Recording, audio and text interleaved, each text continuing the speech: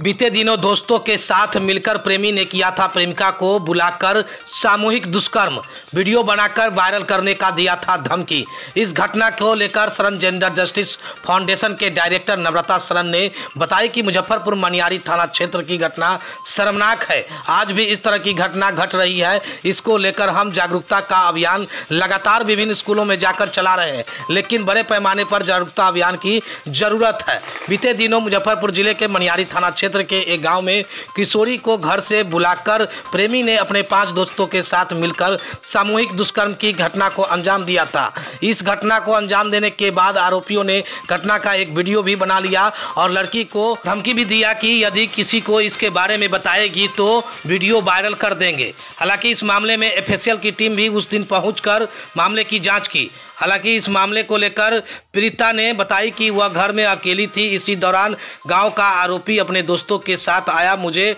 बुला लिया और घर के पीछे ले जाकर के बारी बारी से दुष्कर्म किया। इस दौरान सभी ने मुझे धमकी दी कि यदि इसके बारे में किसी को जानकारी देगी तो सोशल मीडिया पर वीडियो वायरल कर देंगे। जरा सुनिए क्या कुछ कर रही है नम्रता शरण। क्या कहेंगे, आज भी बच्चियों के साथ दरिंदगी हो रही है?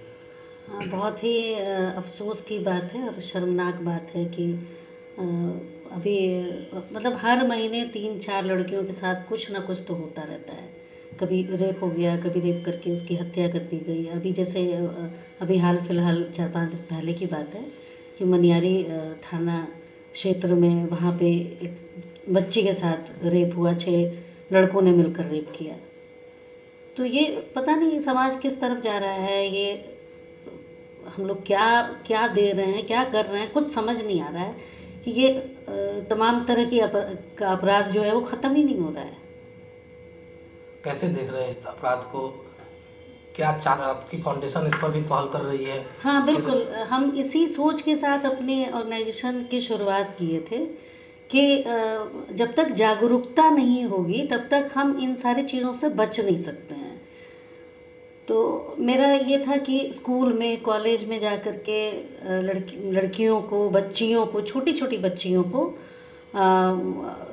क्या कानून उनको क्या क्या प्रोवाइड करवाता है, कौन सी धाराएं हैं जो उनकी मदद के लिए हैं, चाहे हम क्या कर सकते हैं, क्या नहीं कर सकते हैं, हम कैसे इस स्थिति से अपने आप को बचा सकते हैं। इन सारी चीज़ों पे वर्कशॉप हम कर रहे थे, पिछले 3 साल से कर ही रहे हैं। लेकिन अफसोस है कि हमको उस तादाद में हम नहीं कर पा रहे हैं जिस तादाद में एक्चुअली होना चाहिए। और मेरे फाउंडेशन का सबसे बड़ा मकसद यही था कि एक तो जेंडर बायस्ड होकर के हम काम नहीं करें, जेंडर बायस्ड होकर के काम नहीं करें, हम काम करें जहाँ पे जेंडर फ्री हम वर्कशॉप लें, जहाँ पे अगर किसी लड़के के प्रति अगर हिंसा होती है तो उस पर भी आवाज़ उठाई जाए और उससे कैसे बचा जाए। ऐसा हम कहते हैं कि नहीं लड़कियों का ही रेप होता है, लड़कियों का ही रेप होता है, ऐसा बिल्कुल नहीं है। आप रिसर्च उठाकर देख लीजिए तो यहाँ 49% लड़कों का रेप होता है, छोटे बच्चों का रेप होता है। तो आप सोचिए कि लड़कियों का रेप ज़्यादा नहीं हो, मतलब उससे उस अनुपात में कम है।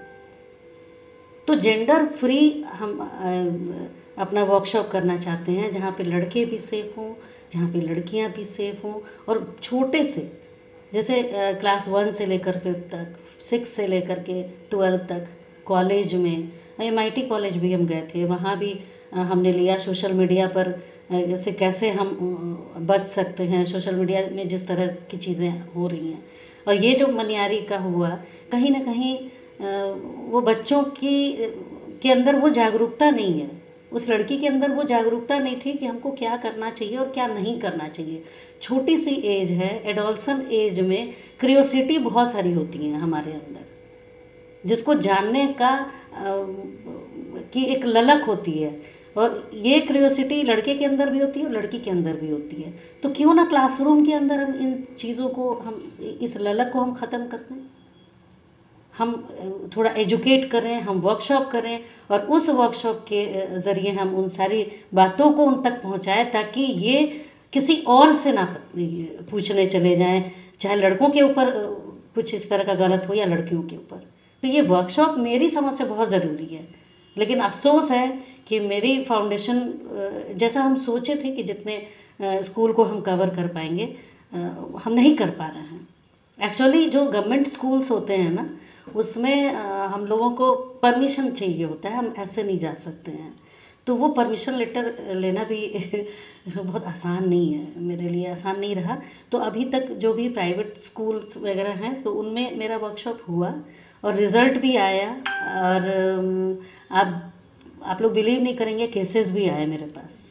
हाँ, ये बात अलग है कि उन केसेस को हम अंजाम तक नहीं पहुंचा पाए, इसलिए कि विड्रॉल हो, मतलब विड्रॉल, हाँ, रफा दफा हो गया। हाँ, रफा दफा आपस में समझौता हो गया।